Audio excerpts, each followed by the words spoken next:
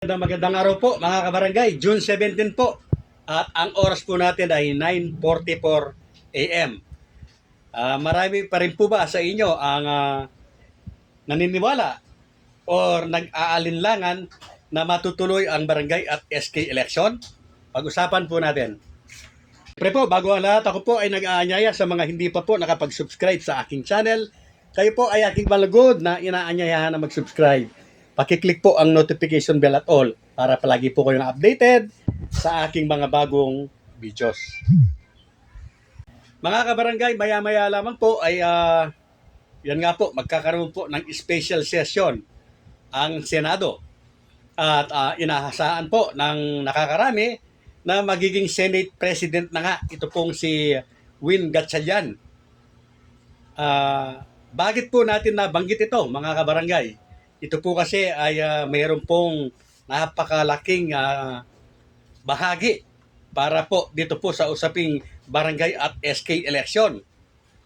Alam po nating lahat na ang promotor po ng pagpo-postpone muli ng halalan ay itong si Madam Amy na nasa kabilang grupo sa minorya na po ngayon.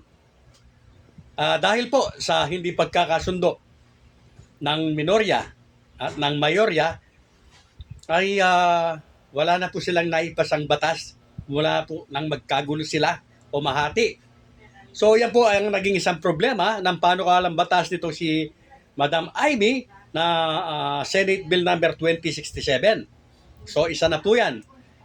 At kung sakali po na maging Pangulo naman ng Senado, ito pong si Win Gatchalian ay lalong-lalo na po na talagang tuloy na po o matutuloy na ang barangay at SK election.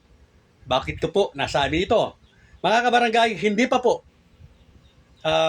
naging Senate President pro tempore. Ito pong si Win Gatchalian ay nagsalita na po ito na hindi na po dapat ma-postpone ang barangay at SK election. At kung ito po ay muling ma-postpone, ito po ayon sa kanya ay unconstitutional. Di lalo na po kung siya ang magiging Pangulo ng Senado.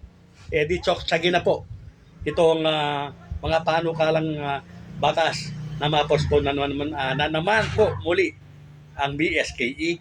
Gamat meron pong pa rin na isang congressman ang nagsalita o nagsabi po na abangan daw natin sa SONA ng Pangulong Marcos sa June 27 ang announcement niya patungkol po sa postponement ng barangay at SK election.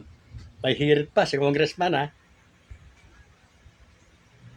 Isa pa pong dahilan kung napanood po ninyo ang ating idol na si Kags Serrano, ayon po sa kanya, sa content po niya, simula pa kahapon, parang nagkasundo na po ang US at Iran.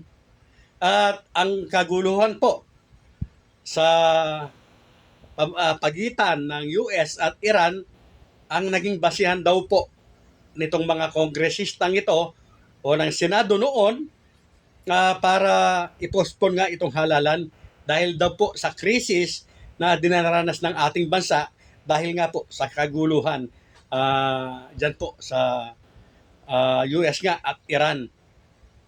At dahil nga po sa pangyayaring yan ay tumaas ang pamasahe, tumaas ang gasolina na ginagamit po na dahilan para i-postpone nga ang barangay at SK election.